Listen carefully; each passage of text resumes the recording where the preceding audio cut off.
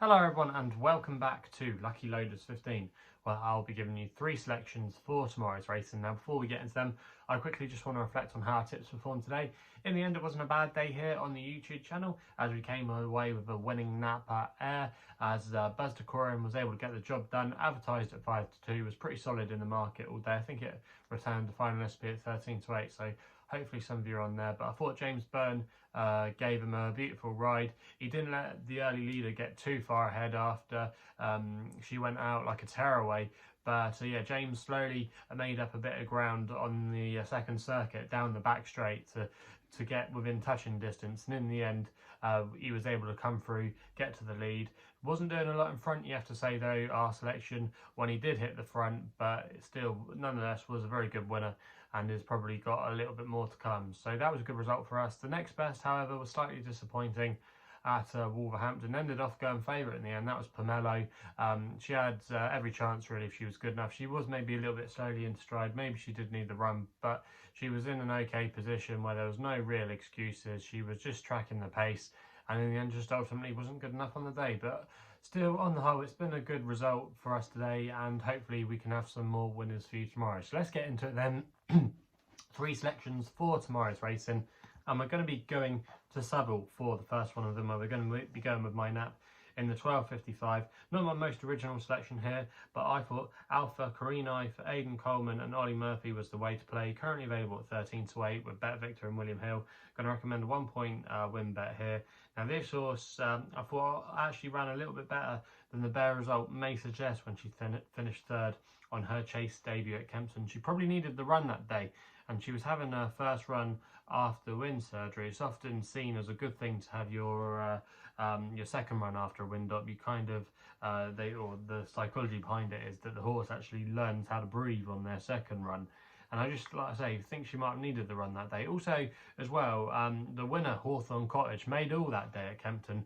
And I've noticed over the last 12 months or so, especially if you get on the front end at Kempton and you get an uncontested lead, it is so hard to make up ground from off the rear. So really, I think she had no chance from Flagful. So I think you can put a line through that run. That was over 2.5 miles, and I think she'll be suited by going up in trip. I think arguably this is a weaker race tomorrow.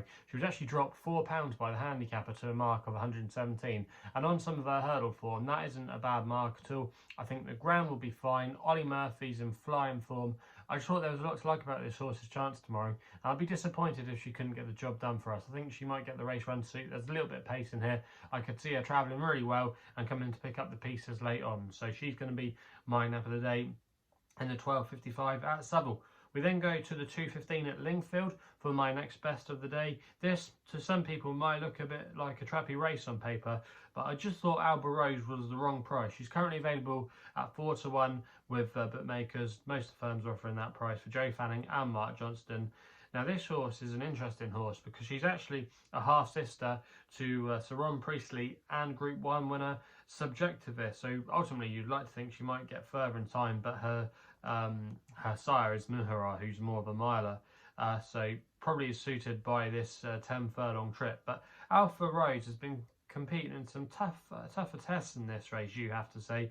She's been competing in Pattern Company, and then she actually ran on the all-weather last time when she made her all-weather debut, where things just didn't really go her way. She wasn't able to get on the front end of things, which she likes to do, and dictate the race. And ultimately, she wasn't disgraced when she finished 5th, I thought. I thought that was actually a hotter race than what she's going to be running in tomorrow. There's only 5 runners in this race tomorrow, but I just think if she gets an easy lead, she's got a good draw on stall 1. If Joe Fanning can get her to the front, control the pace, I think he might be able to put the others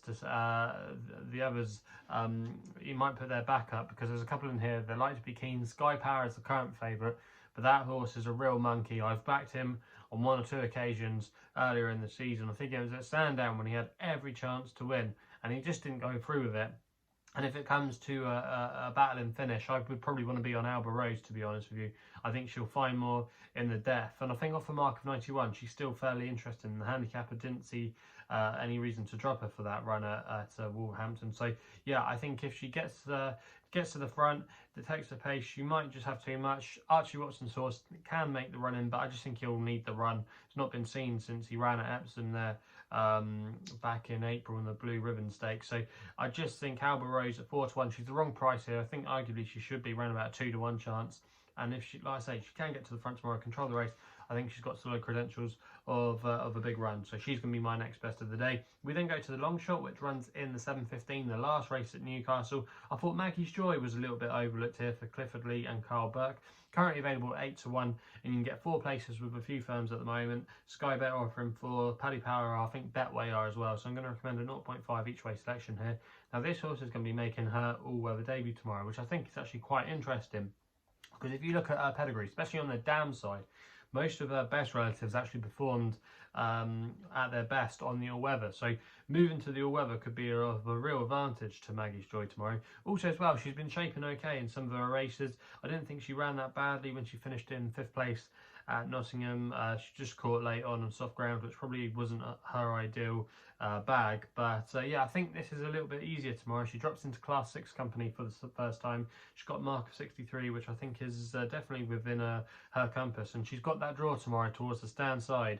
And if you like to make the run-in like she does, sometimes that can be a real advantage. The cheek pieces are on, so you're suggesting a bold run. I know Carl Burke's team haven't been in the best of form, but actually some of their horses, if you go back and watch them, they have actually been filling the places, so it's surely just a matter of time before they get back in the winner's enclosure. I thought 8-1 here was a fair each way price, and I'll be disappointed, like I say, if she can give us a good run for our money. So that's why she's going to be my long shot of the day. So there are the 3 tips for tomorrow's racing. Let me know in the comments box below what you'll be back in tomorrow.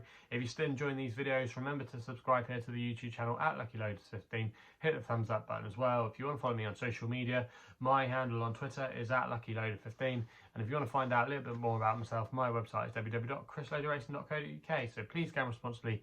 Hopefully we can have some winners for you tomorrow, and we'll be seeing you soon.